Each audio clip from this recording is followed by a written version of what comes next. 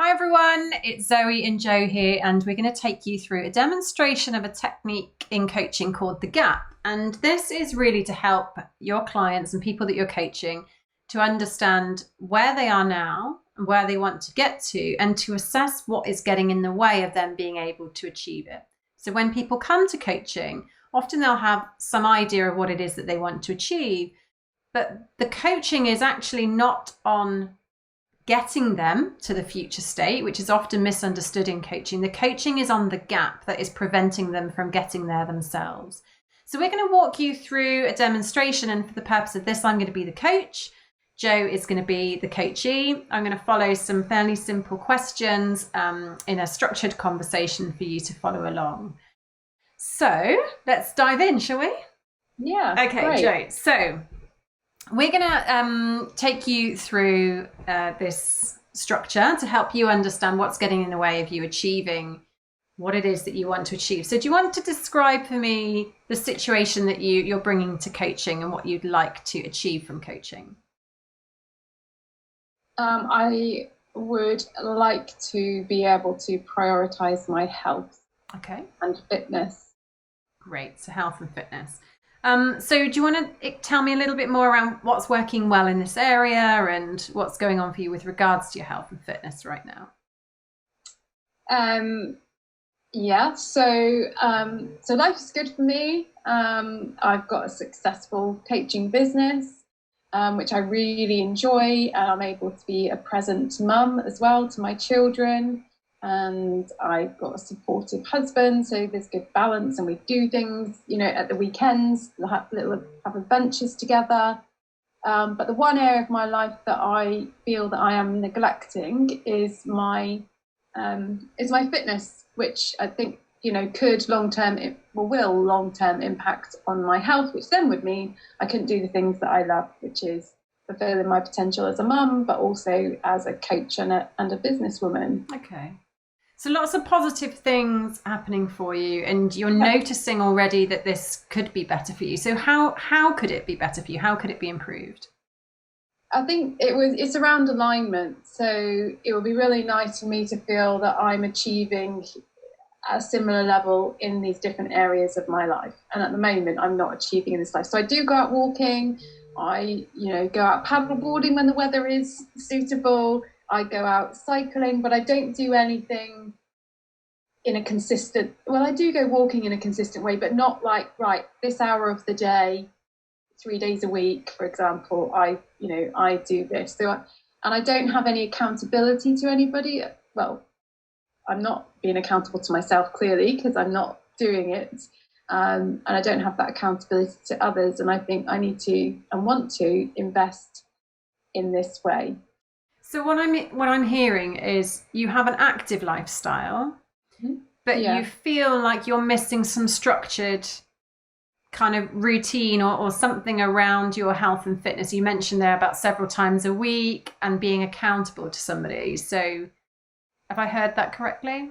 Yeah, and I want to see progress. Okay. I think that's important to me, and maybe there's a bit of me that isn't convinced that I'll see progress, but also I want it to be something that is sustainable. Mm-hmm. So I'm not the type of person that's going to decide, right, I'm going all in on this thing for X period of time. For me, I'm interested in sustainability, and also I am conscious that I don't want to get bored. So in the back of my mind, it's like, oh yeah, I can join the gym. I've phoned the gym and I found out what packages there are, and I thought, oh yes, I could do that. And then I think, I'll get bored. Oh, gyms are like an expensive tax, aren't they? So what would you like to have happen? So you've talked there sustainability, you've talked about progress, you've talked about being accountable, and you've had some thoughts. I probably would like a personalised approach. Okay. That's tailored to my needs. Okay, great. And I want to feel like I'm taking care of myself in this way. Yeah. Especially as I'm getting older.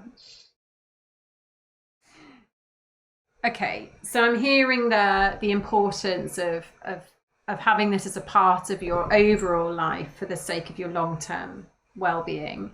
So how could this be even better? Even better than it is now? Even better than you've described. Like, what would make it even better? Somebody come to my house and knock on my door and make me do it. Great. That would be amazing. Piggybacks don't work, but I get the drift. Okay, so somebody to come to your house. All right, so knowing that that's out there for you as a possibility and this is important for your long-term well-being, what are the obstacles? Like, what's stopping you? I really love my work. Okay. So I'm constantly excited about all the things that we're doing in our business and all of the things that we want to get to, and I'm wanting to invest in that, and obviously I'm juggling hats between, getting children ready for school and out the door ready for a good day, and then it sort of feels like no sooner have they gone than you know that they're coming home, and that part of the day. So it feels like to take time out of what's already limited, it doesn't feel like enough time, feels like that. And also I am obviously in business with somebody else, you, and there's that kind of wanting to be equitable, like invest the same thing. And I have not looked into having somebody come out to my house and knock on my door. Okay, so there's a practical, haven't actually looked into it and researched it. But also what I'm hearing is there are things that you are prioritizing over and above this desire for your health and well-being. Yeah. So what would enable you? And that may be, that may be because I can see a more immediate outcome from the time that I invest in the business. Yeah. Than am I currently identifying with that same equivalent time being invested in, an hour doing that versus an hour doing that. And it's not just an hour, because then it's having a shower and, getting sorted for the next part of the day. That feels significant. So what's the learning that you need there?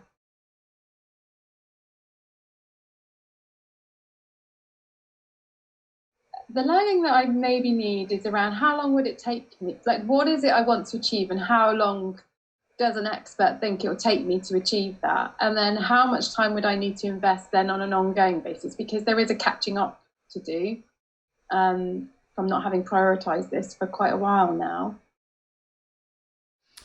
So I hear that. I hear there are practical things. Also taking you back to what you were saying around, so there's almost quicker wins in your work, and you're prioritizing that because there's energy and there's enjoyment, and there's almost like that quick fix from your work, because at the end of the day you're going to feel really satisfied. Whereas with your health and fitness, there's a not knowing, and therefore a deprioritizing. So what would make this easy for you?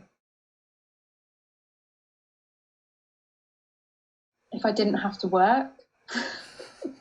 That would make it easy, because then I'd have time. I like to be occupied, and I would have time where I could luxuriate in this area of my life. And I think that's probably another piece of it, that I would like to luxuriate into it and not be rushing, like doing it, but already feeling like I need to be somewhere else.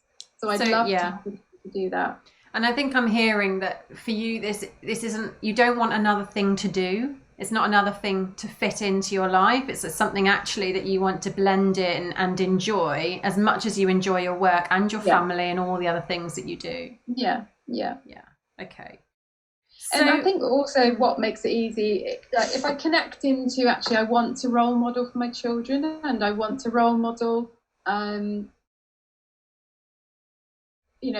genuine balance. I think often when people talk about work-life balance as work and home life, but don't necessarily pull out the different elements of what are involved within that. But if I do pull that out and think, oh, I want to role model for them, it's important to invest in time in and prioritize.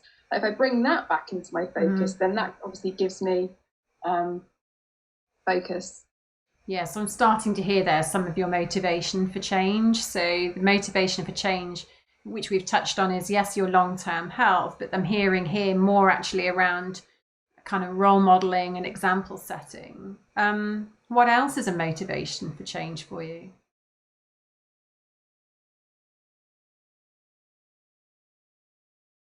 Just, sense of achievement, sense of purpose with it.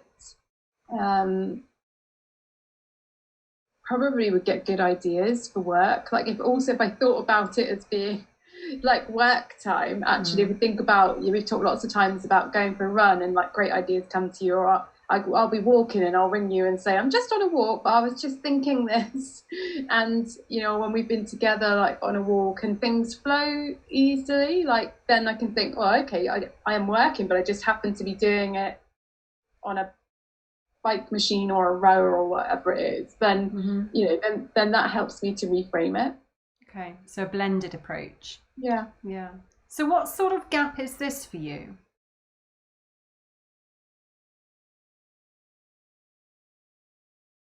It's a prioritization gap. Yeah. Okay. So thinking about this, this need as not only achieving in your health and fitness, but how you make it a priority for you to make it enjoyable as part of your whole life experience rather than something to do. Yeah. Okay. And if that is your gap, so a prioritization gap, what is a symptom of this for you? The not prioritizing it, what is it a symptom of?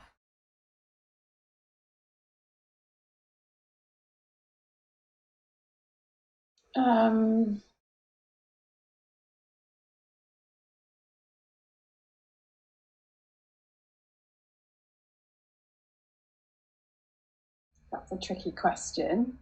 Like the obvious thing for me is like it's focus on the business. Like it's just getting absorbed into other things. And capacity, like how much can I wrap my arms around in an enjoyable way, because of course I can do all of these things. What I really don't want is I don't want to be run ragged. I want to enjoy my life. I want to be present in it. And I think I've made decisions to focus on certain things that need attention. And what I'm working towards is creating the space and the energy for these other things. So it's a mindset gap, really. As well as some practicalities around it, which we're addressing in other ways. And I think there is something you mentioned earlier about a connection. So like if we were both said, right, on a Monday, Wednesday and a Friday morning, 8:30 till 9:30, I'm going to my gym or you're going to yours or whatever it is, we've got a personal trainer, and then we'll meet at 10, then I would do that I would do that. Or, spoken to my husband, so we could do 8:30 to 9:30 once the kids have gone to school. I enjoy that kind of doing something with somebody else in this area.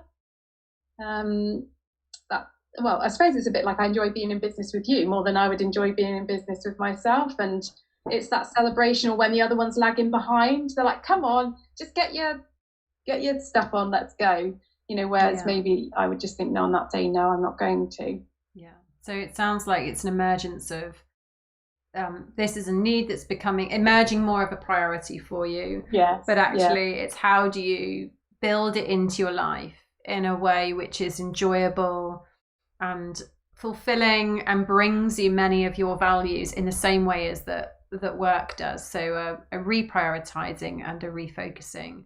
And to do that requires a little bit of mindset work as well as some practical things. Yeah, and around the value of it. So value, it's not just the priority, I think, but it's understanding the value of it in that bigger picture that we've discussed. Yeah. Okay. So we'll finish it there. So for those of you watching, where we got to would then be the start of the coaching relationship. So having clarity over what the gap is and what Jo's needs are, that would then take us into a coaching relationship focused on those things. So we would do some work on helping Jo to get to a point where she does understand the value of the fitness and how she can blend it into her life and some of the more practical things that you would see. For many people, when they when you do the gap, you may get to a point where it's about a belief. A belief that they have about themselves or about the situation that is stopping them from being able to achieve that. And Jo's done a huge amount of mindset work, so these beliefs aren't necessarily kind of coming up in this particular demo, but don't be surprised if you do it yourself and follow similar questions, that you will find people sharing it's a lack of confidence, or it's a lack of self-belief, or it's a fear that might be getting in their way. And obviously in coaching, what you would do then is do some work and helping the client to identify what that is and to overcome it, and to build some structures around how to move forward. So we hope that's been useful for you to explore the gap. As a reminder, what we did there was take Jo from her current state to identifying her future state and taking a look at what was in the gap, what the things were that were getting in the way there. Just through some simple structured questions. So if you have enjoyed this demo, come and check out more on our vlog at www.igcompany.co.uk/vlog. And remember to also join our community on Facebook, which is called The Coaching Crowd. You can find the links in the description of the video.